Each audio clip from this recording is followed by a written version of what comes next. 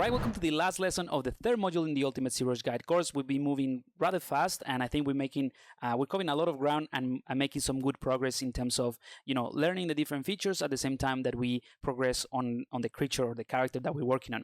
So we have established the main volumes, and we have a bit of details or secondary shapes in the head, but one of the main things that we haven't done is the walking stick, right? So in this video, we're going to concentrate on building that with the technique that I'm going to show you. Is going to be very, very fast and very quick, but we're also going to use the same feature, which in this case is called the Sculptris Pro, to detail or to not detail but define some areas of the face a little bit better. And you'll see why I think this Sculptris Pro is one of the most powerful features in ZBrush. It's like the Dynamesh feature that I already explained, but on steroids. It gives you so much freedom to explore designs and to come back and it's kind of like erase and add details, but without compromising the overall topology. It's really cool. So I'm gonna get to that, but I just want to give you an overall view of what we're gonna do in this video. We're gonna focus on creating the walking stick, or at least part of it, and also adding some details with the same feature inside the head. So this lesson is entirely dedicated to Sculptris Pro and how it works and how it differs from subdivision approach or Dynamesh, which is similar, and so on and so forth. So let's go ahead and jump in full screen mode here, or at least the full screen in ZBrush, and let's go ahead and start by loading the custom UI for this lesson, the Sculptris Pro M03L06, so module 3 lesson 6. Load that, and let me just show you what's new in this lesson. So I just added the Sculptris Pro switch here and a new brush that we're going to be using called the snake hook. And you might also see that by default now I have the stroke palette here docked to the right. You can totally leave it as it is, or you can remove it. It's not going to make a huge difference for the workflow. I just left it here in this UI because I want to show you some of the tools in the Sculptris Pro. Okay, so let's go ahead and clear that out, and let's get into Sculptris Pro. So I'm going to bring in a cube, something that I've used in the past. I'm going to make it a polymesh 3D. Turn on the polyframe with line. There we go. And I'm going to show you the difference between Sculptris Pro and Dynamesh before we move forward. So I'm going to duplicate this cube, and I'm going to bring in my gizmo, move it to the side. There we go. And I'm going to take this one, this cube, and I'm going to turn it into a Dynamesh object. So I'm going to click Dynamesh, and this is probably too high. So I'm going to reduce this to, let's say, 32, a resolution of 32, and Control click and drag. That's the shortcut if you remember to redynamesh. Now we have something more decent, at least for this example. I want to select the second one, and this is the one where I'm going to start using Sculptris Pro. So the Sculptris Pro is a feature that works very similar to Dynamesh. So you have the freedom to explore shapes and without worrying too much about the topology. But the main thing about Sculptris Pro is that it's localized, or is based on the brush size and the areas that you're sculpting. So in other words, if I select my damp standard brush, right, and I go to the Dynamesh cube, let's go ahead and turn off temporarily this, and I'm going to go ahead and start adding some lines or some details. So you start to do something like this in Dynamesh, and you see, all right, I probably need to have more resolution to be able to define this a little bit better, right? So what you'll do is you increase the resolution a tiny bit more, Control click and drag, and now we have more resolution or more polygons to be able to, let's say, smooth this area. Actually, my smooth intensity is quite low. All right, so I'm gonna smooth this area, and because now we have more polygons to describe the shapes, we can go ahead and make definitely sharper lines, right? Which is great. Now with Sculptris Pro, you can do the same thing. The big difference is that if you can see, the amount of resolution is consistent across the entire cube, right? So what if you only want to define some areas with details, or create these indentations in this area of the polygon, right?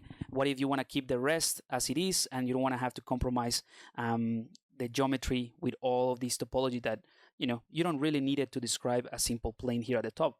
That's when the Sculptris Pro comes in handy. So if I go into this cube with my standard brush selected, all I have to do really is enable this switch, and that's why I put it here in the UI.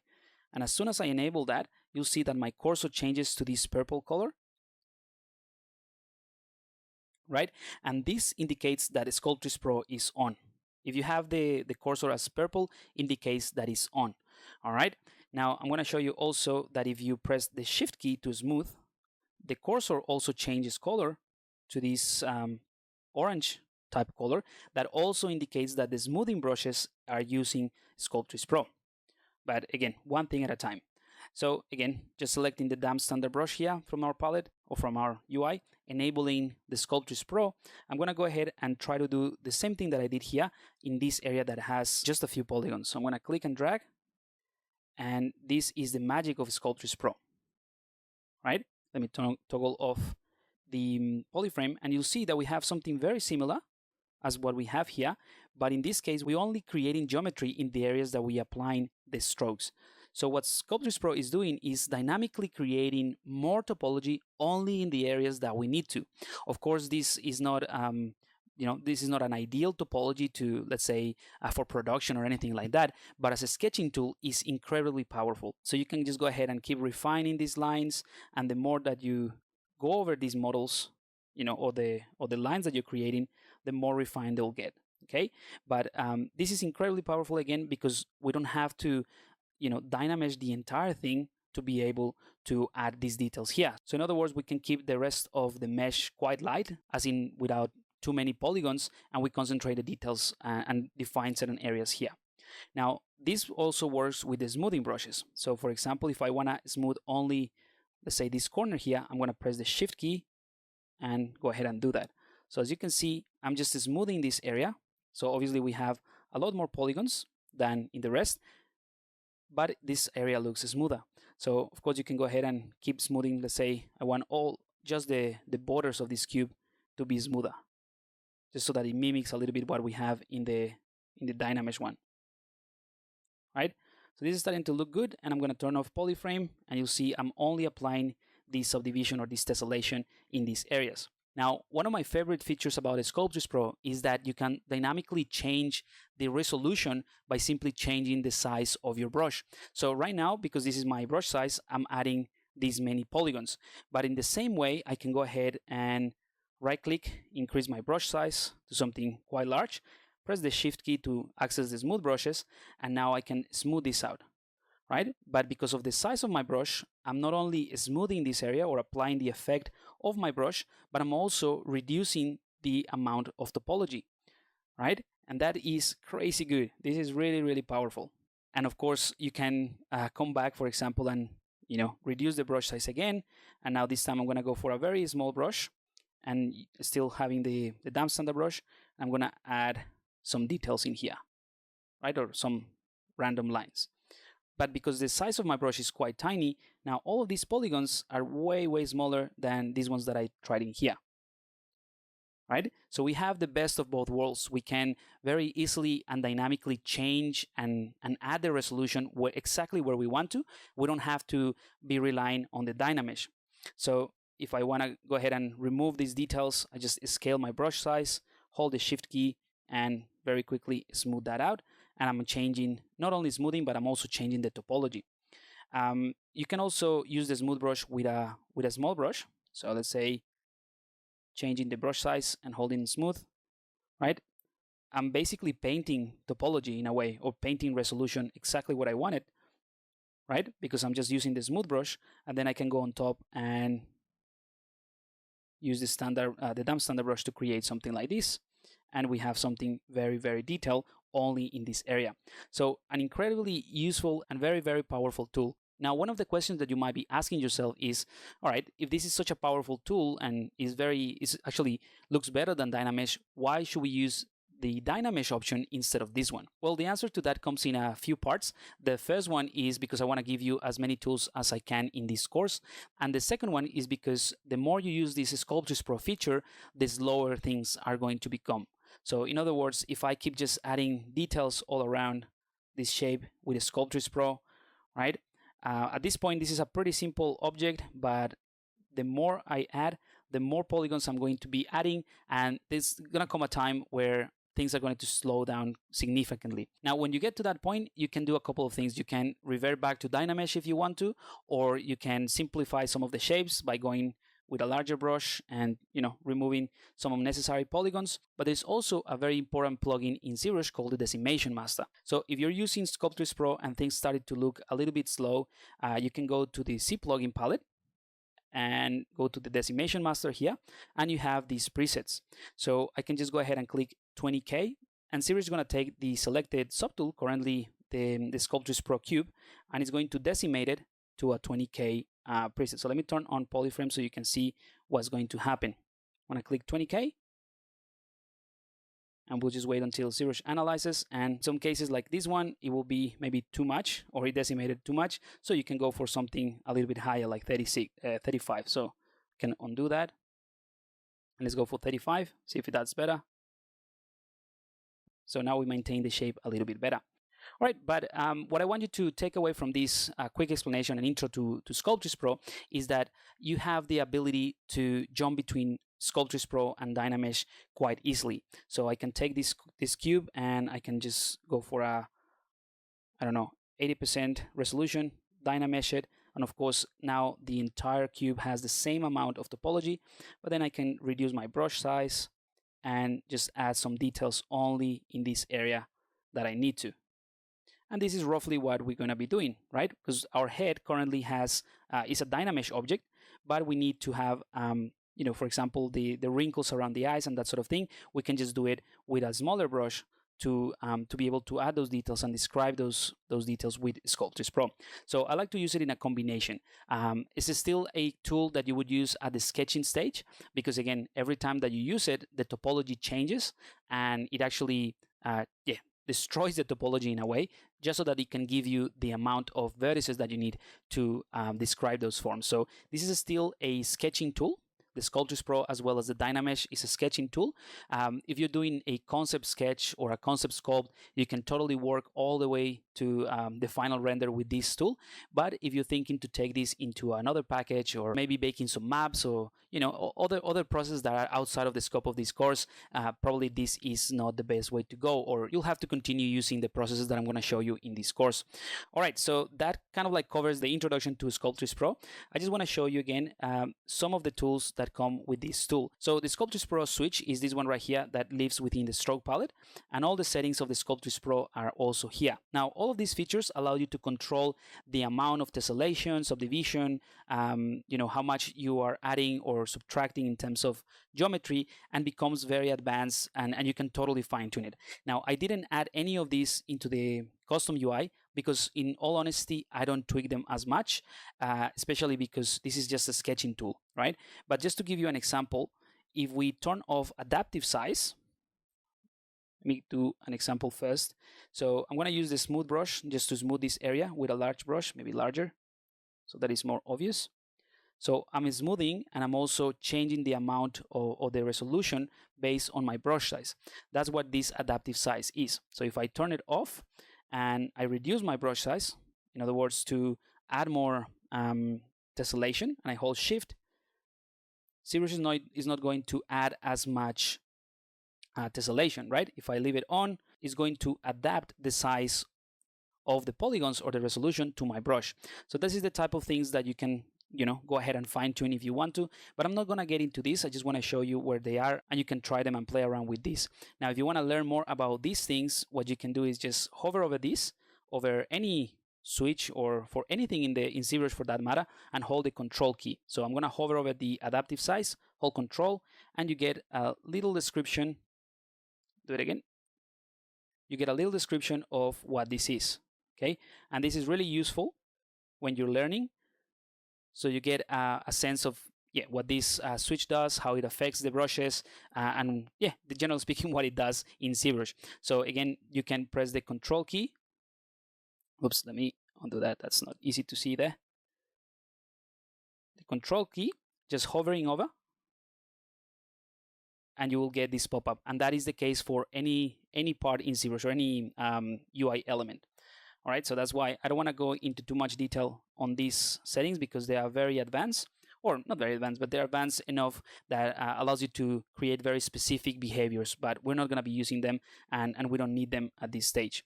So let's go ahead and remove now the stroke palette. We don't need that anymore, and go back to our character. All right. Now, a couple more things about Sculptris Pro. There are certain things that don't work if you are using Sculptris Pro, or you won't be able to use Sculptris Pro if you have certain things. So for example, if I, let's say, go to the head, go into solo mode, and I hide this area, and I want to work on this area, as soon as I click with the Sculptris Pro, I'm going to have a pop-up that says this mesh is partially hidden, Sculptris mode is disabled. So that means that now my switch is off and my cursor is back to this red circle, right? So in order to use Sculptris Pro, you cannot have any hidden part of your mesh. However, you could have masked areas. So in other words, you can mask certain parts and then enable Sculptris Pro and then work on this area with no problem. Another thing is that the Sculptris Pro doesn't work with certain tools. So if I select the move brush, although I have Sculptris Pro selected, you'll see it's kind of like grayed out in a way. That means that the Sculptris Pro is not going to be enabled for these brushes. So mainly the move brushes. But I'm going to show you a practical example of how to use these settings in just a second when we create the stick. Now I'm going to go ahead and concentrate on the face just to add some details here. So let's get a little bit closer. And what I want to do is select my damp standard brush, and I want to refine these sections. But instead of, go ahead and increase the dynamics resolution quite a bit so that I can define that, that's when I can use the Sculptris Pro. So I'm going to leave the polyframe on so that you can see what's happening. And I'm going to smooth this area just by holding Shift and going over this section just to smooth it with more resolution. Oops, I just realized that I don't have symmetry enabled, so I'm going to make sure I have that enabled. Let's do it again. Shift. This does two things. It just adds more geometry at the same time that it smooths this area that I want to add some details. Okay, and this is generally speaking what I prefer to do in terms of workflow. I don't like to just go ahead and start adding details straight away. I like to add a bit of smoothness first and then work on the details. So we're going to do the same thing here for the nose and for the mouth area. Right, now we can get out of this polyframe. You already saw what happens or what the idea is, and we can reduce this even more, and we can go ahead and fine tune this wrinkle here for the eyelid. And this is why I said it's incredibly powerful to work with both the Dynamesh option as well as the Sculptris Pro together, because we can establish the main forms just using Dynamesh, and we can totally explore the design, and then we can come with a Sculptris Pro and work on this type of effects or details without compromising the rest of the model or the mesh. Now, another great thing about this is, like, for example, you see I'm trying to smooth this area, right? But because we have a lot of resolution, now it's going to be very hard to go back to a smooth surface. So again, we can just increase our brush size, hold Shift, and now the smoothing effect is more obvious because we are also increasing the size of the polygons as we smooth. All right, let's turn that off. And I know the explanation of this could be a little bit technical, or was a little bit technical, but you'll start to feel this is a very intuitive tool once you start using it. It's just a matter of, if you want, it's as simple as adding details if you wanted to by reducing the brush size. So it becomes a very intuitive process. If you want something smaller or like adding details, just reduce your brush size. If you want to remove some of them, you can increase your brush size and use the smooth brush. But that's pretty much it, right? So just with that, we can go ahead and refine this quite a bit. So for example, here inside of the mouth, we can really define that gap. That's all with the Sculptris Pro and the damp standard brush. Let's go ahead and smooth the top lip as well. And I'm going to hold the Alt key to invert the effect of the damp standard brush. And again, it's just to sharpen the lips a little bit here. Okay. Great. And we'll do the same thing here in the nostrils. We can define a little bit better with a really small brush. And some of the wrinkles. Again, we're going to add more of these details. This is probably too too detailed for this stage, but we're gonna get to these details later on when we actually create the the proper topology for this head later down the course. But for now, it's just a good idea to be able to define some areas of interest. So it's not fully detailing; it's just defining the important features, I guess. That's the way to put it. I'm gonna smooth this out a bit, holding Alt. And remember the Alt key with the damp standard brush is gonna give us that the nice and sharp edge here for the eyelid.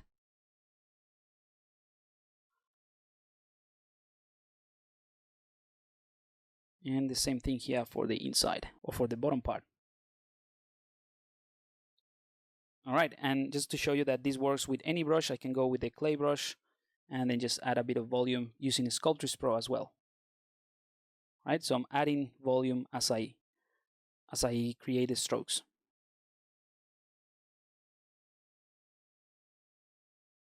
All right, great. So that is basically that's all I wanted to do in terms of details or refining this area with Sculptris Pro.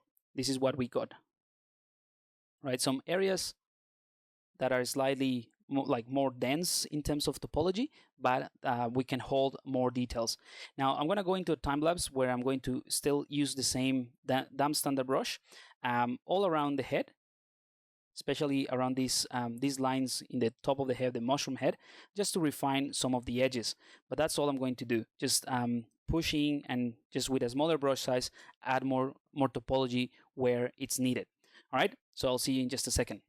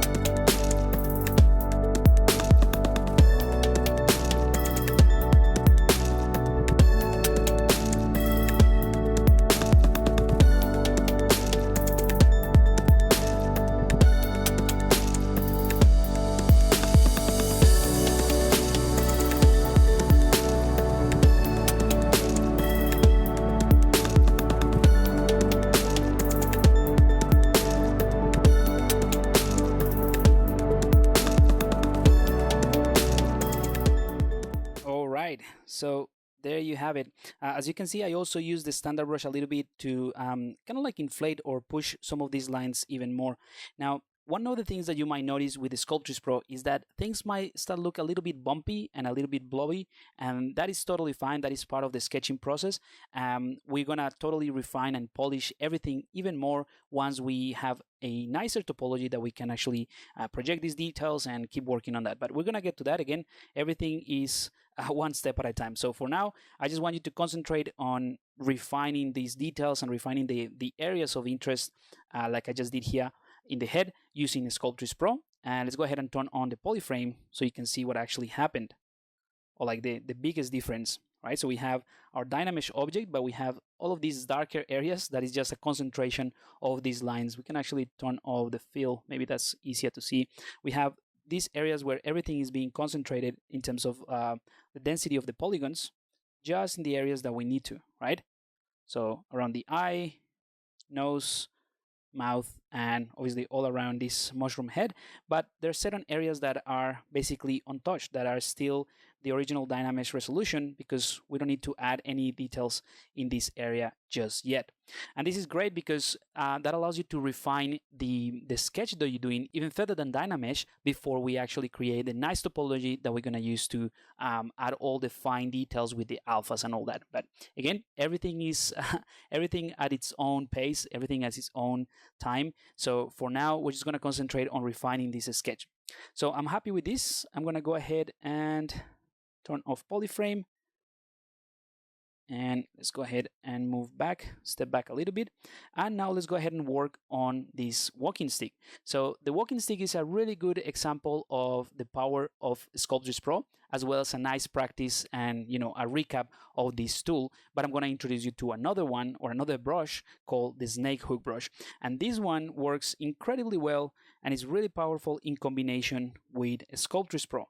So snake hook and Sculptris Pro are one of my favorite combinations in terms of sketching. Of course, you can use them independently, but I reckon the two together make a really powerful tool. All right, so let's go ahead and do that.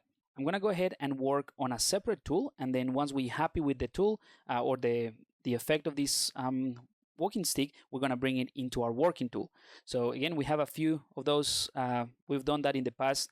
So I have this in my project. Remember, we created this sleeping bag. So I'm gonna do the same thing. So I'm gonna click on the tool palette and I'm gonna select the cylinder. So again, this cylinder is a primitive 3D. So we have to make it a polymesh 3D by clicking on this button. And now we have something that we can work on. Now I'm gonna go ahead and bring in the gizmo, and I'm gonna scale this up a tiny bit, right? Not the full length, just a tiny bit. And this is part of the idea of what I wanted to show in terms of the snake hook brush. Now, because we have Sculptris Pro enabled, let's go ahead and click on a snake hook brush. And let's go ahead and increase the brush size. Right now, this brush, we can go all the way to 1,000, to the maximum. And this is still pretty tiny in comparison to this mesh. Now, this is something that I wanted to show as well, that it has to do with how ZBrush handles the size of your scene. So ZBrush works best as a unit of 2x2. Okay, so this is a little bit outside of the, it doesn't have anything to do necessarily with the Sculptris Pro or what we're doing, but it's important to understand this. So a size of 2x2, 2 units by 2 units by 2 units, hang on, 2 units by 2 units by 2 units here. This is the best or the ideal size for the scenes in ZBrush, and this is important to understand for a couple of reasons: for exporting and importing things from different software, but mainly because this is the ideal size for all the brushes to work properly and to work ideally in ZBrush. So right now, if I go ahead and enable the floor, right, you'll see. Let me clear this out. You'll see that the 2x2 units in the grid are roughly these ones. So we have 1 unit, 1 and 2, 1 and 2, and then if you go up, it would be 1 and 2, right? So obviously this is much bigger than that unit. Now there is a very useful button that lives within the deformation palette. So we can go all the way down to deformation. Remember, this is the palette where we grab all of these sliders that manipulate the entire mesh. And there is a button called Unify. So Unify is going to resize and auto-resize this object proportionally to fit the 2x2.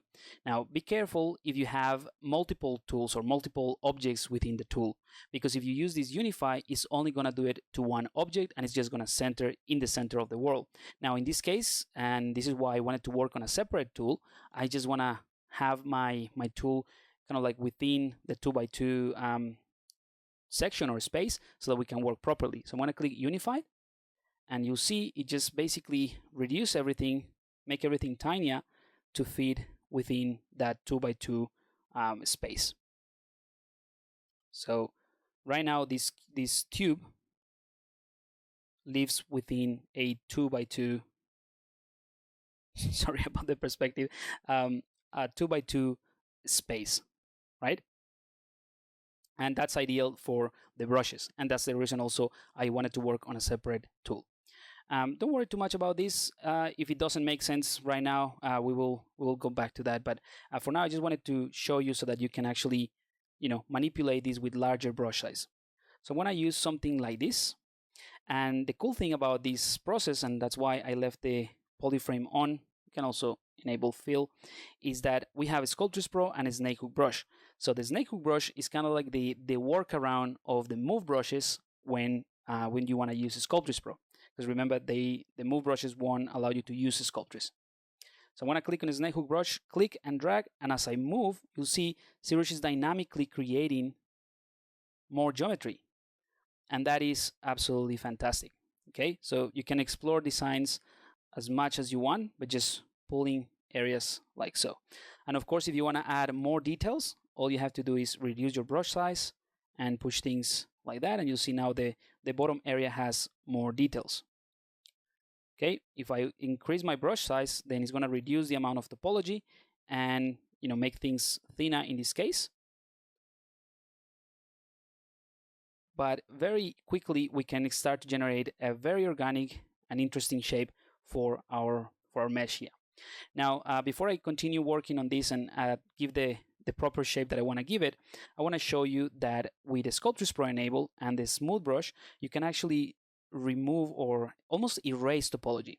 So if I go a little bit closer here and press shift with this brush size and really press hard, I can break apart this just by smoothing it, right? And this is an incredibly powerful tool as well in a Sculptris mode. So I can do the same thing here and basically break apart this piece just by smoothing it. Now let me undo all that, because let's say that I'm going to turn off the floor as well. So let's say I want to smooth this area. I'm going to hold the shift key and start smoothing. Now the problem with this Sculptris Pro is that it also applies some sort of shrinking effect when you're smoothing, right? So you're not only smoothing the area, but everything is getting smaller and smaller, right? So if I press harder, I'm basically removing the geometry. So what if you want to just smooth this without affecting affecting too much the volume? Well, one, you can reduce the intensity of the smooth brush, so holding shift, right click, and removing the intensity. Or alternatively, and this is the process that I want to show you, is you can inflate instead of deflating. And for that, we can use the shift modifier. So again, if I press the shift key, we're going to access the smooth brush, and the shift modifier within the shift key is going to allow you to inflate. So the way that this works is, again, very simple. I'm going to hold shift to start smoothing, right?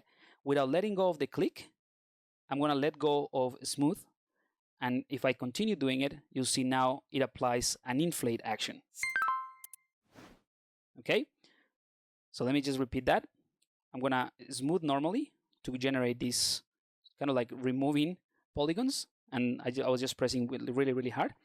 Or I can press smooth, start smoothing, and then let go of the shift, and then we get this alternative method of smoothing that is not going to deflate, but actually inflate things. So that's how you can add volume really, really quickly.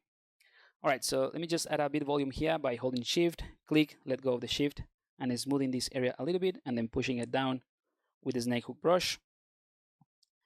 For example, here in this area, I want to do the same thing. Hold shift, smooth, and then inflate that a little bit. And that's how I can generate even more volume here to continue working on this, this walking stick. So I'm going to give this a kind of like a twirl effect here at the top. And any area that I think is getting too tiny, I'm just going to click shift, start smoothing with shift, and then let go of the shift to inflate that area. All right. So very quickly, we have something that obviously this needs a lot of tweaking or a lot of work to make it look interesting, but very quickly you can generate this type of shapes just with the snake hook brush.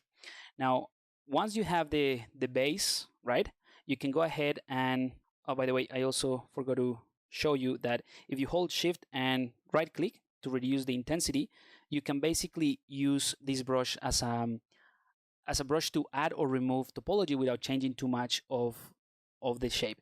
So if I press shift now and my smooth brush now has 0 intensity, I'm basically not affecting the shape of the object. So in other words, everything is going to remain the same in terms of volume. So this is the alternative. If you don't want to use the smoothing effect that inflates, you can use this, right? So if I press shift, I can smooth all that, but ZBrush is going to maintain the same volume. Now, if I increase the brush size to increase the resolution, or decrease the resolution, sorry, because we now going to have larger polygons, as you can see, we are changing the topology, but the shape and the volume remains the same. You can also do the same thing by reducing the brush size, holding shift, and now I'm just adding more resolution without changing the volume. And that's because I'm using the shift key with no intensity. So I'm just using I'm taking advantage of the Sculptris Pro without affecting the volume. Okay, but that's pretty much it, right? Let's go ahead and set back this smooth brush to something like 23. And now we can go ahead and toggle this off now that we understand a little bit better how these Sculptris Pro work. And I'm going to go ahead and use some of the other brushes that we've been using to refine this. So the first thing is maybe the inflate brush. I'm going to use that with a larger brush size to add more volume here. And in this specific tool, I'm not using symmetry, but you can totally use symmetry if you want.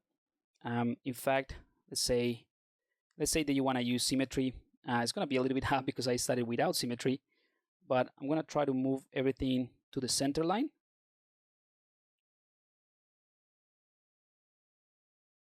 From both angles.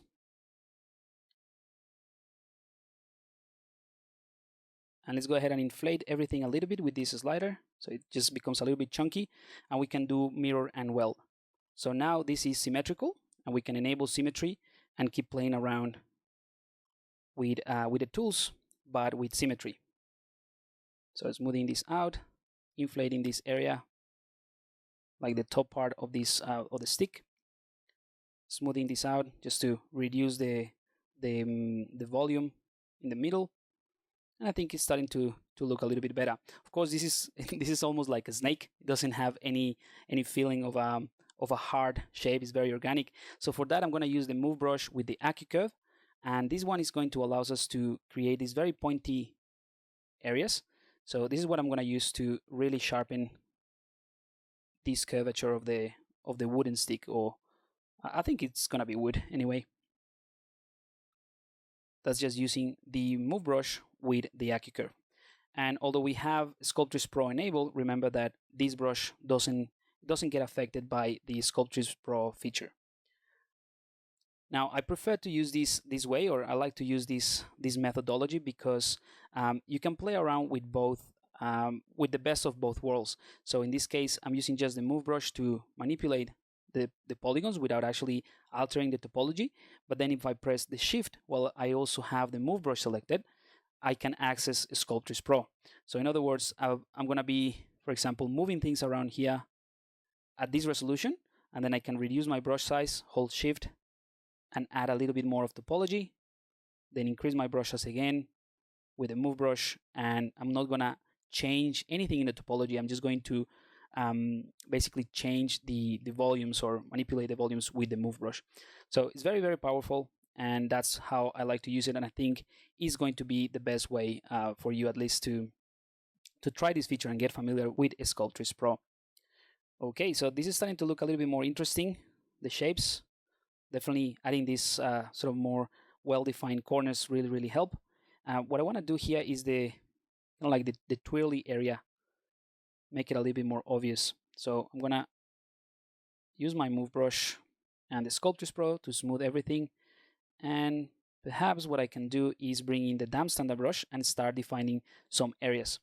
Before I do that though, I'm going to soften the bottom part a little bit, and I'm going to hold shift to start smoothing, and then use the alternative smoothing method or algorithm by letting go of the shift, and that's the one that inflates that part. Okay, and this area, if I want to make it a little bit flatter, now you know that we can use something like the clip brushes or the trim brushes. So I'm going to use the trim brush here, hold Control, Shift, click and drag, and that sort of clip that area here. And obviously this is a very sharp edge, so I'm going to go ahead and smooth that a little bit. So you can see you start to use all the tools that we've been talking about in combination, and it becomes a very simple process because you know what the tools are and when to use it. And of course you can be very creative about how to use these tools and in which part of the process you use them, but as a general rule, there's one brush for every part of the job, but you can do the same job with all the standard brushes. So what I'm trying to say there is that although there are so many tools in ZBrush and you can really fine tune and customize every single tool, you can generate and produce the same the same effect with a single brush or with a single feature, right? It's just that there are some features that are probably better suited and uh, developed in a way that are going to be much easier for you to achieve the same result or faster. So that's why I want to show you a few different ones that ultimately will do the same thing. All right, so this is looking a little bit more interesting and I kind of like the shape. I'm going to go ahead and bring in the damp standard brush. And again, I have the Sculptris Pro enabled and I have symmetry. And I'm going to go ahead and start defining some areas in here to create that sort of twirl effect. Kind of like the, I don't know, the wood sort of wrapping over itself.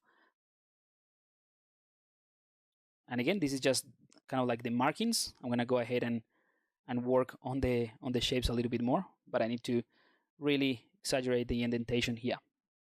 All right, I'm going to bring in the move brush and refine this line. I want something a little bit more straight in this area. Let's look at it from the top. All right, and I'm going to go ahead and bring in my clay builder brush. So this is something that we haven't used as much, but in this case, having that extra shape in the alpha is going to generate some of these very cool lines that then we can take advantage of. So again, using the Sculptris Pro, just going to refine the volume of this. And here you can spend some time making sure that you get the effect that you want for your for the walking stick of your character. You can totally make something more sci-fi. I just think that something organic would go with the entire look of the creature that we're doing, because it is kind of like a shaman or a wanderer of the forest. So I think most of the things that he's going to be wearing are kind of like made out of things that you'll find in nature, like sticks or leather or that sort of thing. So it's very organic, the shapes that we're trying to go for. But again, you can totally change the design and do something that appeals to you a little bit more. So it could be a sci-fi stick. All right, so I'm going to go ahead and jump into a time lapse as I refine this with the clay builder brush, and you can also press the Alt key to modify it and push things in, right? But I'm gonna go ahead and refine this in a time lapse because it's more of the same, just using this brush to refine and add volume, and then I'll come back in just a second.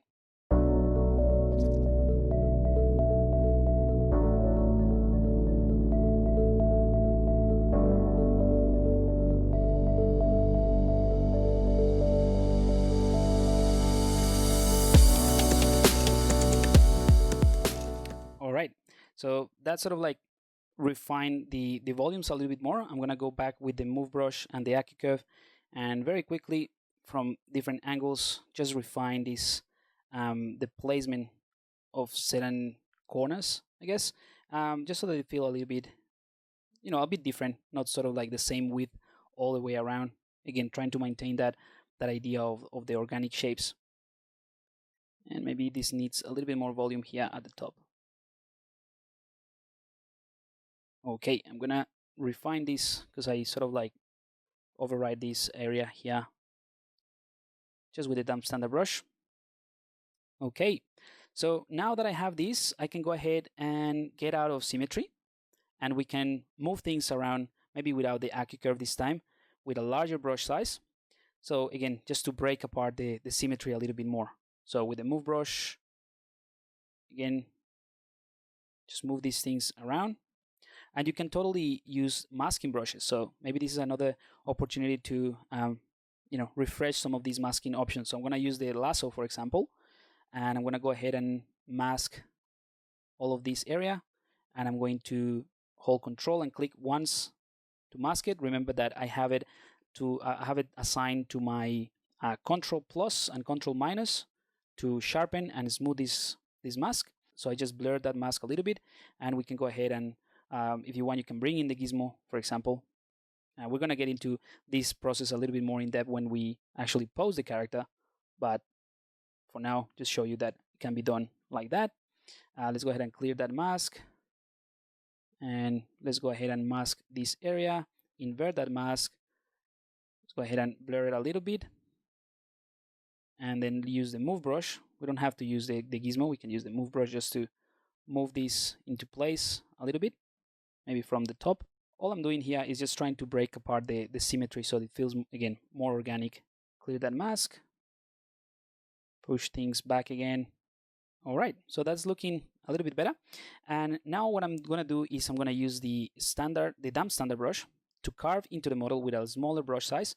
Again, we're still using Sculptris Pro, and I'm gonna go all around the model, generating some nice sort of like cuts into this wood shape, right? And I'm just gonna keep rotating the camera, try to find a nice flow for this. But this is completely up to you in terms of design, right? And probably what I'll do is just do another time lapse really quickly, because it's more of the same, just kind of like defining or deciding where these lines are going to join and how they're going to flow into each other. All right, so I'm going to jump into a quick time lapse to just redefine those lines.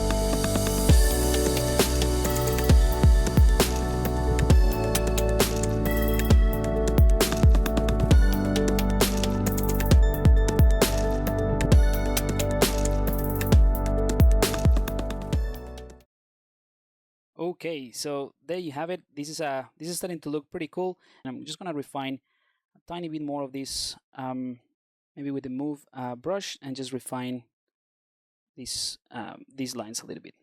Again, this is kind of like the adjustment pass that we did in the previous video, but only in one single asset. In this case, the stick. Just a tiny bit of adjustment, but as you can see, is very, very liberating in a way. You have a lot of freedom to just explore shapes, designs, details, all within Sculptris Pro. Okay, so I think this is starting to look, like I said, more interesting and definitely more organic, which is the look that I'm going for. So let's go ahead and wrap it up here. And you can spend as much time in this asset so you get comfortable with the whole process of Sculptris Pro and familiarizing yourself with the tools to sculpt and to sketch these type of things. I'm going to turn on the polyframe so that you see that is rather dense, but there are certain areas that we don't need to use as many polygons, and they are kind of like untouched. All right, so now let's go ahead and incorporate this into our working file or our working mesh, and then we're going to wrap up this video here and the entire module. So again, just following the same process that we did before when we appended the sleeping bag. In the subtool palette, we're going to go ahead and click on copy with the selected subtool, in this case just one. I'm going to copy that, go to the working mesh, our character, and again in the subtool palette, we're going to click on paste. So click on paste, and now here is our mesh, right? Let's go ahead and click on the Gizmo 3D.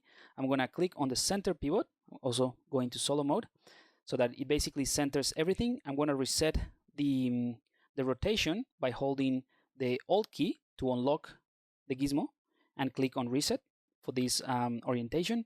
So now it is nicely oriented. And that's it. Let's get out of solo mode and let's reposition this maybe on the side, because we don't need to pose it just yet. And we're gonna play with the scale and the size. So I'm gonna hold the Alt key and reposition the pivot of this gizmo to be kind of like here at the bottom. All right, and now that is here, we can go ahead and scale it from this point. So roughly there. It's not as tall. Maybe a little bit more. bit more than that. Okay, let's get out of solo mode. Sorry, let's get out of the gizmo mode. And now we have our asset as part of the scene. I just want to make sure that it sort of is hitting the ground, which at the moment is not. So I'm going to hold the Alt key, reposition this, and then just move this down. All right, about there. So it's kind of like nicely aligned with the ground as well as the character.